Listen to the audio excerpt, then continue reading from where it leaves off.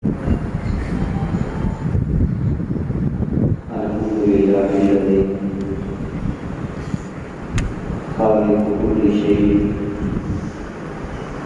ومدبر كل شيء ومصور كل شيء ومنور كل شيء الذي خلق السماوات والأرض وما بينهما والصلاة والسلام على رسوله الكريم أما بعد أعوذ بالله من الشيطان الرجيم بسم الله الرحمن الرحيم قال الله تعالى في كلامه المجيد قد أفلح من تزكى وذكر اسم ربه فصلى وقال الله تعالى في مقام آخر وآتوا الزكاة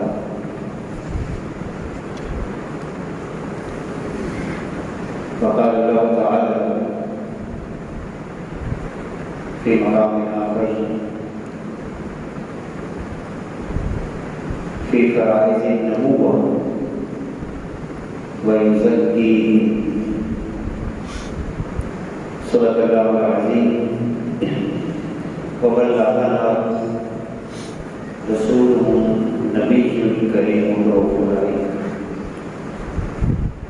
إن الله وملائكته يصلون على النبي يا أيها الذين آمنوا صلوا عليه وسلموا تسليما اللهم صل على سيدنا وحبيبنا وطبيبنا وراحة قلوبنا ومحبة قلوبنا وتقوية قلوبنا ونور قلوبنا وسرور قلوبنا محمد واسم محمد صلى الله عليه وبارك وسلم الصلاة والسلام عليك يا سيدي يا رسول الله وعلى آلك وأصحابك یا سیدی یا حبیب اللہ اللہ رب العزت کی توفیق حضور سرور دو عالم نور مجسم شفیع دو عالم آپ کی توجہات عنایات کہ طفیل اللہ رب العزت نے ہمیں جمعہ کا دن نصیب کر دیا دعا ہے کہ اللہ رب العزت ہماری حاضری کو اپنی بارگاہ میں شکل قبولیت عطا فرما زندگی کی دو سانسیں باقی رہ گئی اللہ ان سانسوں کو اپنی بندگی میں سرکار دو سراغ صلی اللہ علیہ وسلم کی محبت میں کامل اتباع میں بسر کرنے کی توفیق عطا فرما آج کی ہماری گفتگو کا عنوان قرآن مقدس کے اندر استعمال ہونے والے ایک اور بنیادی لفظ زکوٰۃ کے بارے میں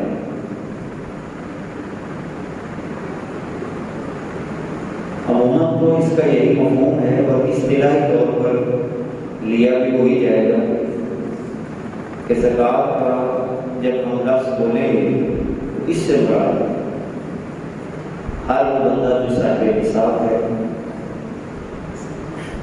سال کے گزر جانے کے بعد اس پر اپنی جمع پونجی میں سے 2.5% اللہ کی راہ میں ادا کرنا ضروری ہے تو یہ زکوٰۃ کا اصطلاحی قرآن مقدس کے اندر یہ مادہ زکوٰۃ مختلف انداز کے ساتھ استعمال ہوا ہے مثال کے طور پر اللہ رب العزت نے یہ بھی ارشاد فرمایا وآتوا الزکاۃ پھر اللہ رب العزت ایک اور مقام پہ فرماتا ہے قد افلح من تزکیٰ اس میں بھی بنیادی طور پر یہی لفظ استعمال ہوا وَيُؤْتُونَ الزَّكَاةَ، یہاں پر بھی اللہ رب العزت نے باقاعدہ لفظ زکوٰۃ کا استعمال کیا. پھر تقریباً 4 مقامات پر قرآن مقدس میں فرائض نبوت اللہ رب العزت نے جو بیان کیے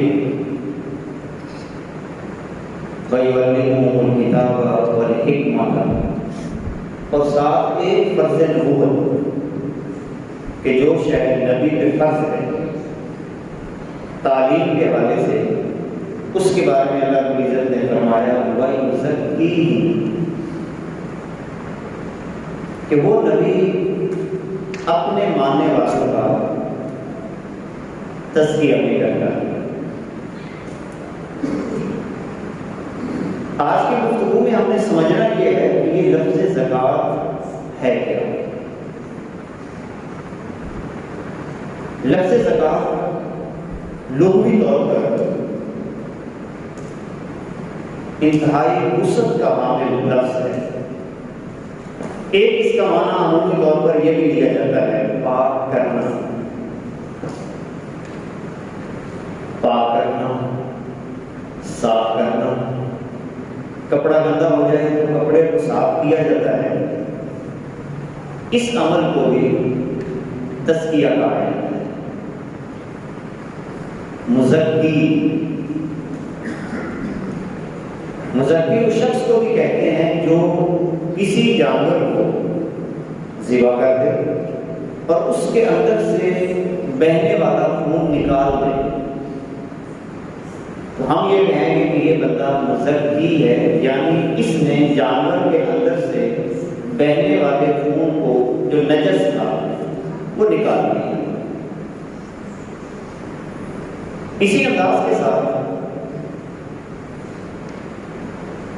کسی بھی چیز کے اندر جب کوئی پلید شے گر جائے ہم اٹھا کر اس کو الگ کر دیں. اس عمل کا نام بھی تزکیہ ہے. اسی طرح چمڑے کے اندر سے جو رگیں ہیں ان کے اندر سے خون کو کسی بھی انداز کے ساتھ عمل دباغت کے ساتھ دھوپ میں خشک کر یا نمک لگا کر چیزوں کو اندر سے نکال دینا، رطوبتوں کو نکال دینا، اس عمل کا نام بھی تزکیہ ہے. وہ ایک مفہوم لفظ زکوٰۃ کا یہ ہے کسی بھی چیز کو پاک کرنا، اور یہی مفہوم عموماً زکوٰۃ میں بیان بھی کیا جاتا ہے. جیسا کہ میں اور آپ کہتے ہیں کہ جب بندہ اپنے مال کی زکوٰۃ ادا کر دیتا ہے تو کہتے ہیں کہ اس کا مال اب پاک ہو گیا. جو اس کے اندر کوئی کسی بھی قسم کی کمی تھی، کوتاہی تھی، اس کے اس عمل کی وجہ سے اس کا باقی مال صاف ہو گیا. ایک تو مفہوم زکوٰۃ کا یہ ہو گیا. ایک اور مفہوم زکوٰۃ کا عربی لغت میں بیان کیا جاتا ہے. عمل زکوٰۃ کہتے ہیں نشو و نما کو، بڑھوتری، کسی بھی چیز کے اندر اضافہ کرنا. اب اضافہ کئی نوعیتوں کا ہوتا ہے. مثال کے طور پر کچھ ظاہری اضافے ہوتے ہیں اور کچھ باطنی اضافے ہوتے ہیں. ظاہری اضافے میں اگر دیکھا جائے تو میں اور آپ کہتے ہیں کہ دیکھیں فلاں کے مال میں اضافہ ہو گیا، 100 تھا 200 ہو گیا، 5 من گندم تھی 10 من ہو گئی. اب اس عمل کو بھی عمل زکوٰۃ کہا جاتا ہے. یعنی کسی بھی چیز کے اندر بڑھوتری،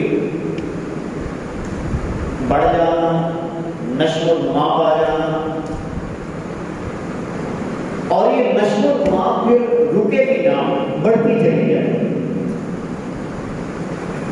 اس عمل کا نام بھی عمل زکوٰۃ ہے.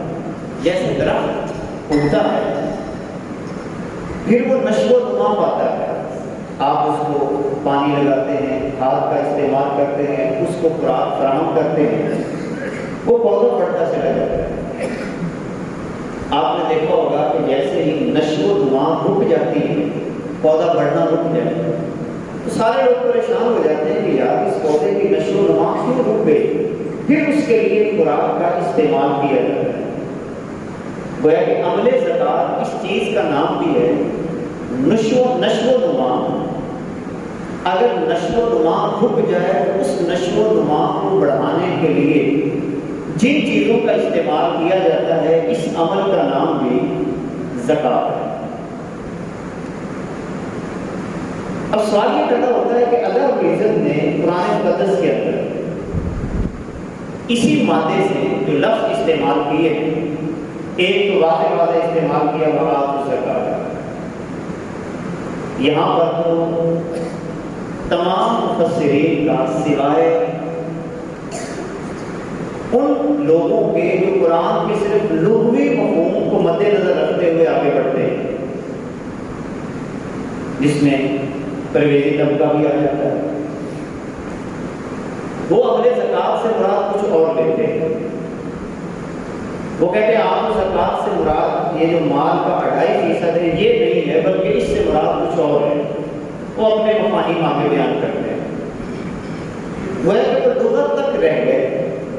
یہیں پر ایک اصول ذہن میں رکھیں کہ بہت سارے فسادات اور فتنے، علمی فتنے جو معاشرے کے اندر پیدا ہوئے، ان فتنوں میں سے ایک فتنہ یہ بھی پیدا ہوا کہ جب کسی بھی لفظ کی بس لغت کو ہی مد نظر رکھا گیا، وہ لفظ اللہ کی لغت میں، یہ قرآن مقدس میں اور رسالت امام صلی اللہ علیہ وسلم نے جس انداز کے ساتھ استعمال کیا، وہ اس سے ہٹ کر اپنا مفہوم بنانے کی کوشش کرتے ہیں، جبکہ شریعت اسلامیہ ہر چیز کی لغت کو نہیں دیکھتی، ہر چیز کے ظاہر کو بھی دیکھتی۔ جیسا کہ بعض لوگوں کا یہ نظریہ ہے کہ نماز سے بنیادی مقصد تو اللہ کی ذات کے ساتھ تعلق قائم کرنا ہے، تو ہمارا ویسے ہی قائم ہے، لہذا ہمیں نماز پڑھنے کی ضرورت نہیں۔ ان کے لیے جواب یہ ہے کہ میں اور آپ، ہمارا کتنا تعلق اللہ کی ذات کے ساتھ ہو سکتا ہے؟ حضور سے بڑھ کر اللہ کی ذات کے ساتھ تعلق اور تو کسی کا نہیں ہو سکتا، مگر حضور علیہ السلام نے تو کبھی نماز نہیں چھوڑی۔ یا اسی طرح ایک بندہ یہ کہے کہ وہاں پر بیت اللہ کے طواف کا بنیادی مطلب تو یہ ہے کہ میں اللہ کے حکموں کے گرد گھوموں، مگر ایک شخص یہ کہتا ہے کہ دیکھو جناب، میں اپنی عملی زندگی اللہ کے حکموں کے مطابق گزار رہا ہوں، لہذا مجھے وہاں پہ جا کر پیسے خرچ کر کے بیت اللہ کا طواف کرنے کی ضرورت نہیں۔ اب یہ بندہ غلط نظریے کی طرف چلا گیا۔ اگر یہ بات ہوتی تو حضور علیہ السلام بیت اللہ کا سفر کیوں کرتے؟ آپ بھی تو ساری عمر اللہ کے حکموں کے مطابق ہی گزار رہے ہیں۔ تو وہ مدینے سے چل کے سفر کرنا اور پھر صحبتوں کو برداشت کرنا، امام حسن نے جو اتنے طویل حج کیے ہیں، لمبے حج کیے ہیں، اور پھر وہاں پر کثیر تعداد میں کیے ہیں، یہ جو کیے ہیں۔ لہذا ایک نظریہ جو زکوٰۃ کے بارے میں وہ تو یہ ہے، وہ کہتے ہیں کہ بس آپ کے اعمال کا پاک ہونا ضروری ہے تو یہ زکوٰۃ ادا ہوگی۔ تمام شریعت اسلامیہ ہر وہ بندہ جو صاحب نصاب ہے اس پر زکوٰۃ کا فریضہ لازمی قرار دیتی ہے۔ جو اپنے مال کی زکوٰۃ ادا نہیں کرے گا، 2.5% ادا نہیں کرتا، یا اسی انداز کے ساتھ اپنی زمین کا عشر ادا نہیں کرتا، موطا امام مالک کے اندر روایت ہے، ابواب الزکوٰۃ کے اندر حضور علیہ السلام فرماتے ہیں کہ قیامت کے دن ایک بڑے اژدہے کی شکل میں بڑا سانپ اس کے سامنے آئے گا، اس کو ڈسے گا اور اپنی زبان سے کہے گا آنا کنز کا، میں تیرا کنز ہوں، اب اسی حدیث پاک کے اندر موطا امام مالک کے اندر یہ وضاحت کی گئی ہے کہ کنز کسے کہا جاتا ہے. فرمایا کہ کنز اس مال کو کہا جاتا ہے جس مال کی زکوٰۃ ادا نہ کی جائے. لہٰذا ایک بندہ اگر اپنے مال کی زکوٰۃ ادا نہیں کرتا تو یہ مال اب اس کے لیے کنز بن جاتا ہے جو قیامت کے دن اس کے لیے نقصان کا سبب بنے. اب دوسرا مفہوم یہاں پہ آ کے ہم کرنے لگے ہیں. زکوٰۃ کا دوسرا مفہوم ہے نشو و نما. جن آیات کے اندر اللہ رب العزت نے آتوا الزکوٰۃ کا لفظ استعمال کیا یا یہ استعمال کیا یؤتون الزکوٰۃ، اس سے مراد تو وہی زکوٰۃ ہے جو مال کی ہم نے ادا کر دی ہے. مگر باقی آیات کے اندر اللہ رب العزت نے فرمایا وَيُزَكِّيهِمْ اور دوسرے مقام پہ فرمایا قَدْ أَفْلَحَ مَنْ تَزَكَّىٰ. ان آیات سے مراد مفہوم کچھ اور ہے. اگرچہ اس کا معنی پاک کرنا بھی ہے کہ اے محبوب آپ ان کو پاک کیجیے. کس چیز سے پاک کرنا ہے؟ گویا کہ یہاں پر اگر ہم لفظ تزکیہ کا مفہوم لیں تو مطلب یہ ہوا کہ معاشرے کی تعمیر و ترقی کے لیے اخلاقیات کی نشو و نما کرنا. جو اخلاقیات بگڑی ہوئی تھی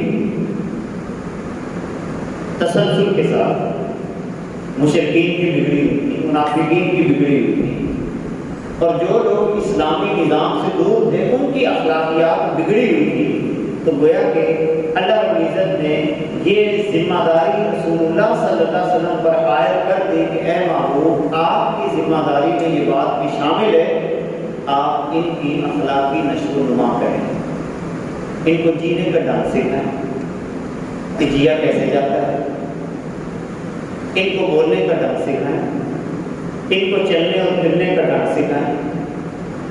گویا کہ وَيُزَكِّيهِمْ کا مفہوم پھر ایک نشو و نما کے حوالے سے یہ ہو جائے گا کہ ان کی اخلاقی نشو و نما کرتے چلے.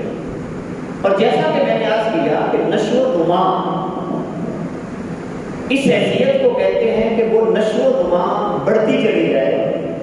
گویا کہ تزکیہ کا مفہوم پھر یہ ہوگا کہ جو اخلاق میری طبیعت میں پیدا ہو گیا، مثال کے طور پہ مسکراہٹ کا پیدا ہونا، یہ ایک خلق ہے. اب اس کی نشو و نما کرتے رہے. یہ پودا لگا لیا آپ نے اپنی طبیعت، آپ کی طبیعت میں جذبہ پیدا ہو گیا کہ میں نے لوگوں سے مسکرا کے ملنا ہے. اب اس کی نشو و نما کریں. ایسا نہ ہو کہ ایک دن تو یہ عادت پیدا ہوئی، دوسرے دن ختم ہو، تیسرے دن ختم ہو، چاند دن کی اچھی عادت رہی اور بعد سے کٹ آف کر دیا. نہیں، اس کی نشو و نما کرتے رہے، اس کی آبیاری کرتے رہے، حتیٰ کہ آپ اعلیٰ اخلاق کے مالک بنتے ہیں. بالکل اسی طرح جتنی بھی انسان کی اچھی خصلتیں ہیں، امانت، دیانت، خوش اخلاقی، لوگوں کے ساتھ معاملات کی خوبصورتی، اسی انداز کے ساتھ اپنے گھر والوں کے ساتھ بہتر سے بہتر انداز کے ساتھ زندگی بسر کرنا، یہ سارا پروگرام وَيُزَكِّيهِمْ کے دائرہ کار میں ہی داخل ہوتا ہے. گویا کہ یُزَكِّيهِمْ کا مطلب یہ ہو جائے گا کہ اے محبوب آپ ان بندوں کی اخلاقی نشو و نما کرتے رہے. اور آقا کریم علیہ السلام نے پھر اسی انداز کے ساتھ اخلاقی نشو و نما کی. نبی رحمت صلی اللہ علیہ مبارک وسلم اپنے صحابہ کے اندر جب بھی کوئی ایسا معاملہ دیکھتے جو تزکیے کے خلاف ہوتا، آپ ان کی نشو و نما کرتے تھے. اور بعض دفعہ ایسے ہوتا کہ ایک تعلیم پہلے حضور ادا فرما چکے ہوتے، اور اگر کسی صحابی سے بھول ہو جاتی اور وہ اس سے ہٹ کر کوئی عمل کر لیتا تو رسالت مآب صلی اللہ علیہ وسلم پھر تزکیہ فرما دیتے. اس چیز کو دوبارہ دوہرا دیتے ہیں جس کو اللہ رب العزت نے قرآن مقدس کے اندر فرمایا فذکر اے محبوب آپ بار بار ان کا تذکیہ کرتے ہیں۔ مثال کے طور پر کئی مثالیں اس کی موجود ہیں۔ صحابہ کرام بیٹھے ہیں، ایک بندہ سامنے سے گزرتا ہے، دبلا پتلا سا، کمزور سا۔ اب بعض صحابہ نے اس صحابی کے بارے میں بات کرنا شروع کر دیا کہ دیکھو یہ لاغر ہے، یہ کمزور ہے، یعنی انداز بہتر نہ تھا۔ حضور علیہ السلام نے اب تزکیہ فرمایا، اخلاقی نشو و نما کی۔ آپ صلی اللہ علیہ وسلم نے ارشاد فرمایا کہ اے میرے صحابہ، تم جو اس کے بارے میں تبصرہ کر رہے ہو یہ تبصرہ ٹھیک نہیں، مثبت تبصرہ کرو۔ اگر تم اس کے بارے میں کچھ کہنا ہی چاہتے ہو تو یہ کیوں نہیں کہتے کہ یہ بندہ اس لیے کمزور ہوا ہوگا کہ یہ رزق حلال کمانے میں محنت زیادہ کرتا ہے تاکہ کسی کے آگے ہاتھ نہ پھیلائے۔ اب دیکھیں یہ تزکیہ ہو گیا، جملوں کا تزکیہ ہو گیا۔ دیکھیں صاف جملے معاشرے کو خوبصورت بناتے ہیں۔ اگر میرے اور آپ کے جملوں میں صفائی نہیں تو ایسے جملے بھی فتنہ و فساد پیدا کر دیتے ہیں۔ آقا کریم علیہ السلام نے فرمایا کہ تم یہ کیوں نہیں کہتے کہ یہ بندہ اس لیے کمزور ہوا ہوگا کہ یہ اپنے بوڑھے ماں باپ کی خدمت بڑی زیادہ کرتا ہوگا۔ حضور علیہ السلام نے تزکیہ فرمایا۔ اسی انداز کے ساتھ ایک روایت ہے الجامع الصحیح مسلم کے اندر، ابواب الحدود کے اندر یہ روایت موجود ہے۔ آقا کریم علیہ السلام کی بارگاہ میں ایک صحابی حاضر ہوا کرتے ہیں اور اس مقصد کے لیے حضور کی بارگاہ میں حاضر ہوتے ہیں، گھر سے باقاعدہ تیار ہو کر نہا دھو کر جیسے بندہ پورے پلاننگ کے ساتھ آتا ہے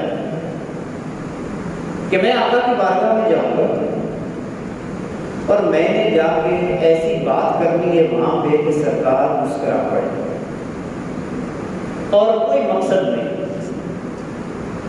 اور نیت کیا تھی کہ دیکھیں حضور کے پاس لوگ آتے ہیں، ہر کوئی اپنا دکھ ہی آ کے بیان کرتا ہے، مجھے یہ مسئلہ ہو گیا، کوئی کہتا ہے یہ مسئلہ ہو گیا، کوئی کہتا ہے یہ مسئلہ ہو گیا۔ تو حضور علیہ السلام کی طبیعت میں بوجھ بن جاتا ہوگا، وہ گھر سے نکلتا ہے اس نیت سے کہ میں حضور کی بارگاہ میں جا کے بیٹھوں گا اور حضور کی بارگاہ میں وقفے سے کوئی ایسی بات مزاح کی کروں گا کہ سرکار میری بات کو سن کے مسکرا دیا کریں۔ اب اسی صحابی کو ایک جگہ پہ سزا لگی۔ حضور علیہ السلام نے حد جاری کر دی، ایک دفعہ حد جاری کی، پھر دوسری دفعہ حد جاری کی، پھر تیسری دفعہ حد جاری کی۔ یہاں سے یہ بھی پتہ چلا کتنا بڑا معیار رسول پاک صلی اللہ علیہ وسلم نے ہمیں عطا فرمایا۔ بندہ حضور کی بارگاہ میں آتا ہے حضور کے بھلے کے لیے، سادہ لفظوں میں حضور کو خوش کرنے کے لیے، حضور سے محبت بھی کرتا ہے، مگر جب شریعت کی باری آئی، حد جاری کرنے کی باری آئی تو اللہ کے نبی نے یہ نہیں دیکھا کہ یہ میرے قریب بیٹھتا ہے، اللہ کے نبی نے 3 دفعہ وہاں پہ حد جاری فرما دی، وہاں پہ حد جاری کر دی۔ جب تیسری دفعہ حد جاری کی تو بعض صحابہ نے، حضور اپنے گھر میں تشریف لے آئے تو بعض صحابہ نے اس کے بارے میں غلط جملے کہنا شروع کر دیے۔ حضور علیہ السلام اپنے گھر میں تشریف فرمائے، وہ جملے کانوں میں پڑے تو باہر تشریف لائے اور فرمایا الا خبردار لا تعلم، اس کو لعنت نہ کرو، لعنت نہ کرو، فإنه يحب الله ورسوله، تمہیں پتہ نہیں کہ اللہ اور اس کے رسول سے محبت کرتا ہے۔ یہ تزکیہ تھا۔ حضور علیہ السلام نے تزکیہ فرمایا صحابہ کا، اخلاقی نشو و نما کی۔ پھر اسی طرح نبی رحمت صلی اللہ علیہ وسلم کی بارگاہ میں صحابہ آتے ہیں اور اپنے بارے میں سوال کرتے ہیں۔ ایک صحابی حاضر ہوتے ہیں کہ یا رسول اللہ صلی اللہ علیہ وآلہ وسلم دلنی علی عمل عملت، اے اللہ کے نبی صلی اللہ علیہ وسلم مجھے کوئی ایسا عمل بتائیں کہ اس عمل کے بعد مجھے کسی اور عمل کی ضرورت نہ پڑے۔ حضور علیہ السلام نے فرمایا فَقُلْ لَا إِلَهَ إِلَّا اللَّهُ ثُمَّ اسْتَقِمْ، تم اپنی زبان سے کہہ دو لا الہ الا اللہ اور پھر اس میں ثابت قدم۔ یہی سوال ایک اور سے آگے کرتے ہیں، آج کرتے ہیں کہ یا رسول اللہ صلی اللہ علیہ وآلہ وسلم مجھے آپ کوئی ایسا عمل بتائیں کہ اس عمل کے بعد مجھے کسی اور عمل کی ضرورت نہ پڑے۔ یہ صحابی کہتے ہیں کہ رسول پاک صلی اللہ علیہ وسلم نے جو جملے ارشاد فرمایا اللہ تعالی غضب میں نہ آئے، 3 دفعہ رسول اللہ صلی اللہ علیہ وسلم یہ جملہ عطا فرمایا۔ محدثین یہ لکھتے ہیں کہ حضور علیہ السلام کا یہ تزکیہ کا انداز تھا۔ آپ ماہر نفسیات بھی تھے، سوال کرنے والے کی کیفیت کو جانتے تھے۔ جس صحابی میں کسی بھی قسم کی کوئی کمزوری ہوتی تو حضور علیہ السلام اس صحابی کو اسی انداز کے ساتھ نصیحت فرما دیتے۔ اب یہ ہے اخلاقی نشو و نما۔ گویا کہ تزکیے کا بنیادی مفہوم یہ واضح ہوا کہ میں اور آپ اپنی اخلاقی نشو و نما کرتے چلے وَيُزَكِّي، اور حضور علیہ السلام نے بھی اسی انداز کے ساتھ اخلاقی نشو و نما اپنی امت کی ایک جگہ پہ کی۔ یہی وجہ ہے کہ اللہ رب العزت نے قرآن مقدس کے اندر ارشاد فرمایا قد افلح من تزکیٰ، وہ شخص کامیاب ہو گیا۔ قد افلح ماضی پہ جب قد داخل ہو جائے تو یہ تحقیق کے معنی میں آتا ہے۔ کسی کام کے ہو جانے پہ یہ استعمال کیا جاتا ہے تو گویا کہ اس کا مفہوم ہوگا قد افلح، کامیاب ہو گیا وہ بندہ۔ کون؟ قد افلح من تزکیٰ، جس نے اپنی اخلاقی نشو و نما کی۔ اب یہاں پر ایک بات قابل غور ہے، تزکیہ کے حوالے سے بہت سارے تصورات ہمارے معاشرے میں پائے جاتے ہیں۔ تزکیہ نفس کا لفظ بھی عموماً ہم استعمال کرتے ہیں، تزکیہ نفس کرو گے۔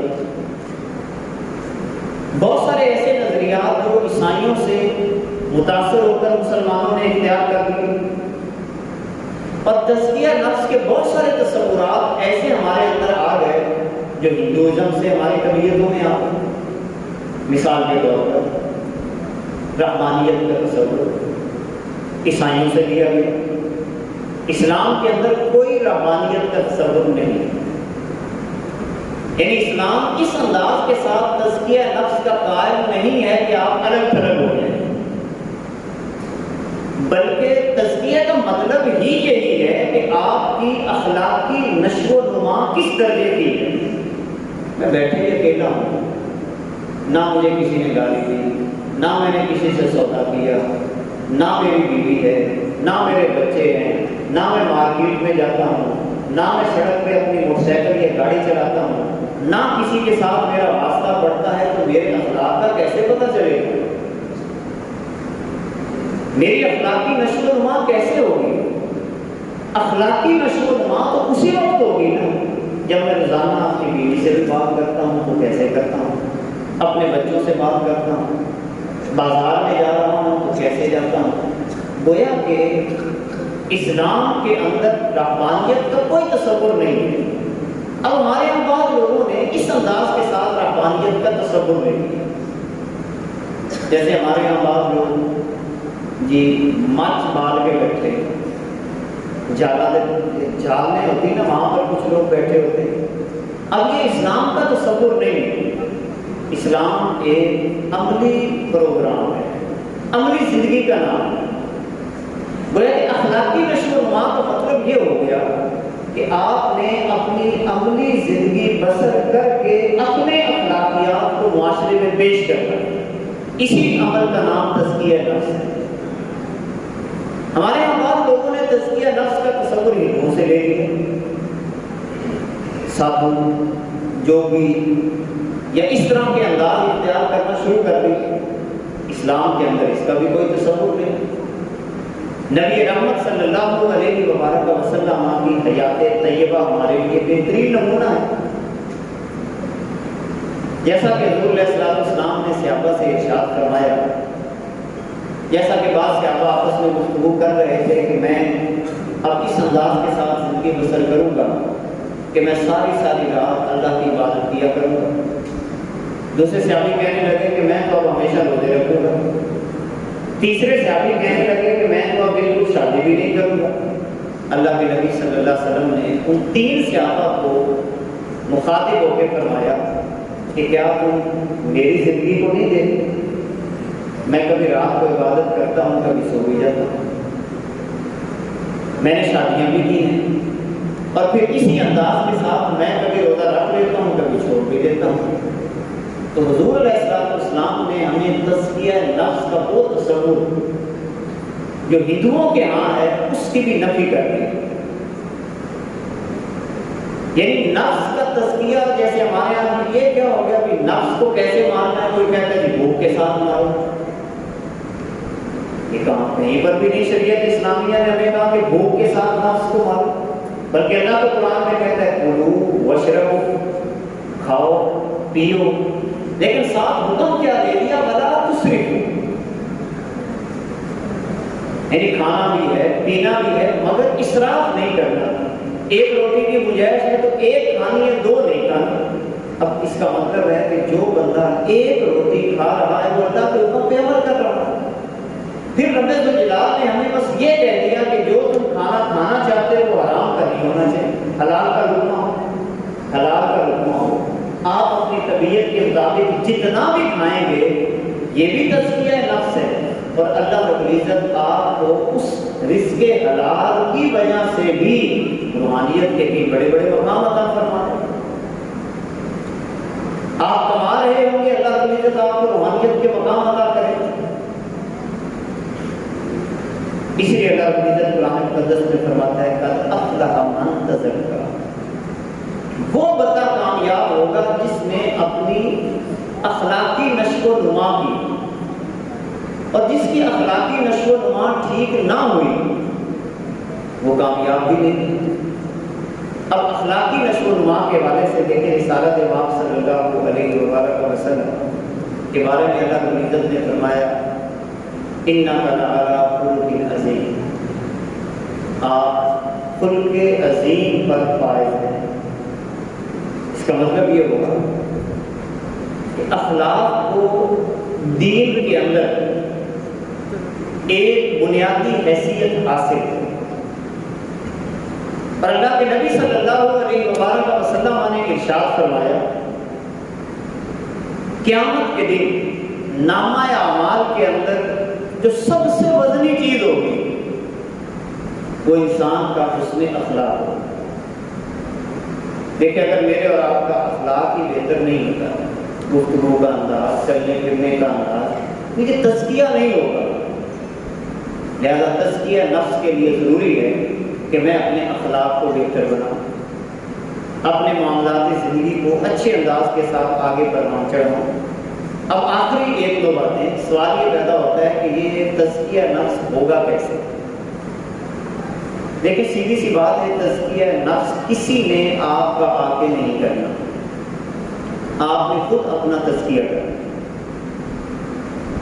ہاں ذرائع ضرور ہے، صحبت ایک ذریعہ بن جاتی ہے تزکیے کا، قرآن مقدس کے ساتھ دلی لگاؤ ایک ذریعہ بن جاتی ہے تزکیے کا، نبی رحمت صلی اللہ علیہ وآلہ وسلم کی محبت ایک تزکیے کا ذریعہ ضرور بنتی ہے، مگر جب تک میرے اور آپ کے ارادے میں یہ بات شامل نہیں ہوگی کہ میں نے اپنی اخلاقی نشو و نما کرنی ہے، دنیا کی کوئی طاقت مجھے آگے سیدھا نہیں کر سکتی۔ اس کی ایک بڑی پیاری مثال دی جاتی ہے کہ میرے کپڑوں پہ اگر کوئی غلاظت لگ جاتی ہے آپ سارے مل کر بھی مجھے کہتے رہیں کہ جناب اپنے کپڑوں کو صاف کر لیں، اپنے کپڑوں کو پاکیزہ کر لیں، جب میری ہی نیت میں نہیں ہے تو آپ جو مرضی کہتے رہیں، میں اپنے کپڑوں کو صاف نہیں کرتا۔ اور اگر میرا ارادہ بن گیا ہے تو سیدھی سی بات ہے، اب میں اس کے لیے پانی بھی ڈوب دوں گا۔ میرے ارادے میں اگر یہ بات آ گئی کہ میں نے اپنے کپڑوں کو صاف کرنا ہے اور داغ گہرے ہیں تو سر بھی ڈوب دوں گا، داغ گہرے ہیں تو بلیچ کا بھی استعمال کروں گا۔ لہذا سب سے پہلے یہ عمل ضروری ہے کہ میرے اور آپ کے ارادے میں یہ بات شامل ہو کہ میں نے تزکیہ کرنا ہے۔ اس کے لیے پھر قرآن کا استعمال کروں گا، رسول اللہ کی محبت کا استعمال کروں گا، اور پانی کے طور پر ندامت کے آنسوؤں کا استعمال کروں گا۔ اللہ کی بارگاہ میں رو رو کے اپنے گناہوں کی معافی مانگ لوں گا۔ اس انداز کے ساتھ میرے کپڑے صاف ستھرے جس طرح ہو جاتے ہیں تو میری روح بھی اسی انداز کے ساتھ صاف ستھری ہوتی چلی جائے۔ تو کوشش کریں اپنے اخلاق کو بہتر سے بہتر بنانے کی کوشش کریں تاکہ معاشرے کی اچھی نشو و نما ہو، معاشرہ آگے بڑھے، خوبصورت انداز کے ساتھ، خوبصورت رویوں کے ساتھ۔ اللہ رب العزت ہماری حاضری کو قبول فرمائے۔